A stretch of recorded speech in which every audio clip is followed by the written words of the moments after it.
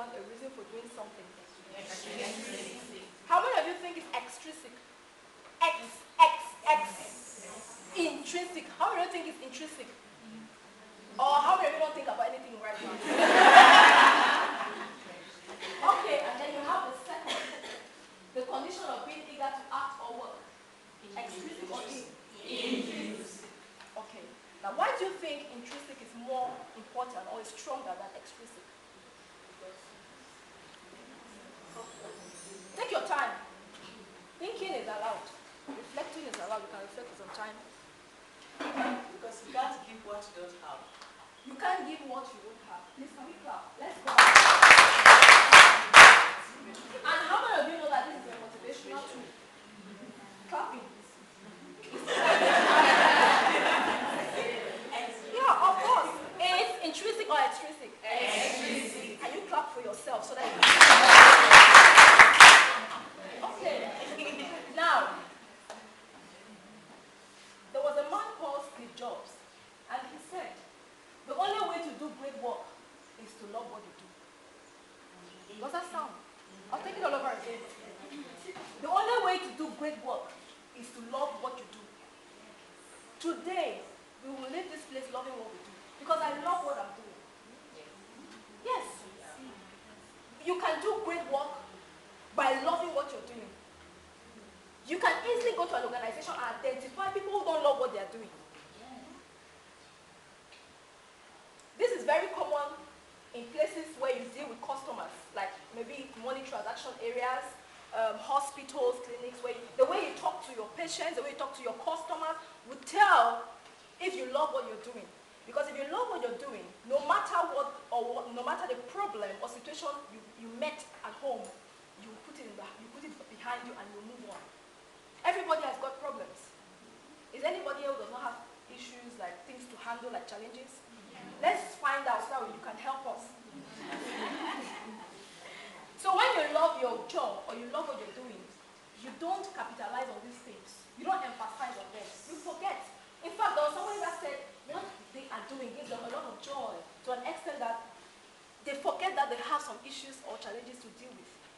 So if you want to achieve greatness, if you want to achieve goals or want to attain a target, you need to love what you're doing. I am speaking to employers. I'm not speaking to employees. This is a different kind of seminar where I'm talking to staff. I'm talking about people who are at the forefront, who can induce that motivation into others. Because you are the key to that organization. It begins from you, it flows out. Somebody said motivation is contagious. If you as an employer or as a manager, you are not motivated, what do you expect your subordinates to look like, or how? They will not be motivated. By the way, he doesn't care, he's not bothered, so why should I? And most of them say, he's the one that has all the benefits. If he's not bothered, how much do I get? Why should I kill myself? Is it my father's job? So it starts from you loving what you're doing. It may not be interesting from the beginning, but you can make it interesting. No matter where you find yourself, you can always make your environment interesting.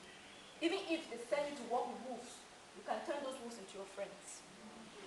Yeah, that's what life is all about. And when you do that, you discover that you start enjoying it. Because some people complain too much. Places like this. I have a cousin who keeps complaining about every job. I've been working here for the past 2 months. Her words. I've been working here for the past 2 months. That manager of mine doesn't know how to talk to people. I'll quit. She goes to the next job. I've been working here for the past 5 months. I don't love my colleagues. They are too cold. I want them to be hot. She quits. She goes to the next job. I've been working here for the past 3 weeks. I don't love the environment. It's not cozy. She quits. And at the end of the day, where will you work? Because in every organization, there will be something that, the economists have told us that you can never be 100% satisfied. Never. So you have to make your environment interesting. You need to love it. You need to make it work. Because if you keep moving from one organization, there are not two organizations. There's no organization that does not have issues. Every organization has its own weaknesses. Everybody, everything. So you must learn to adapt. All right. Another task, please. I know it's too early. Can you meet someone I believe you're all from different organizations. Okay. Please, can you meet someone from a different organization and discuss the following?